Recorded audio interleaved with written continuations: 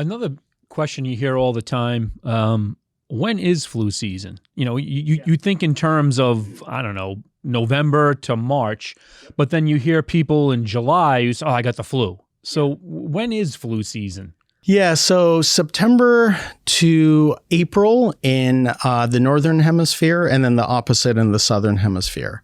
It's basically a virus that loves to circulate when people are in closer proximity to each other. So remember the term social distancing that really became commonplace with COVID. Those same terms apply to any sort of virus that's there, but we really don't think much of it because we weren't faced with a serious pandemic. Now, flu has had pandemics, 1918, 1919, killed 50 million people, infected about a third of the world population.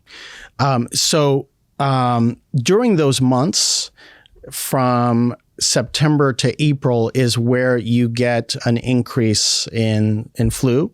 It tends to peak between December and February. So during those months around the holidays, when people get together, that's the time when we're like, is one of us having the flu right now? We're going to have dinner.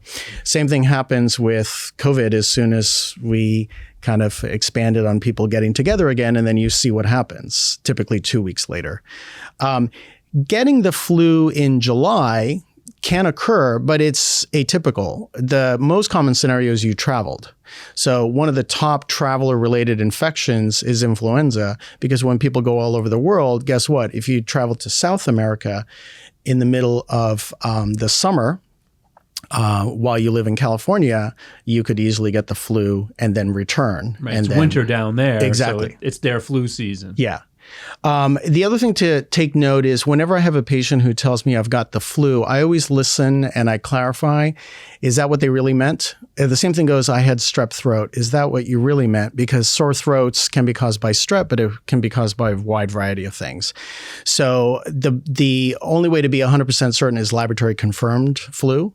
And so if somebody presents in the emergency room in July with an influenza-like illness, they more than likely can be tested for flu, particularly if they've traveled, because that would be of interest. Hey folks, connecting with your benefits is our primary mission, and the SITREP is providing more options than ever. Subscribe to our free email newsletter, subscribe to our audio podcast channel, or subscribe to our content on YouTube.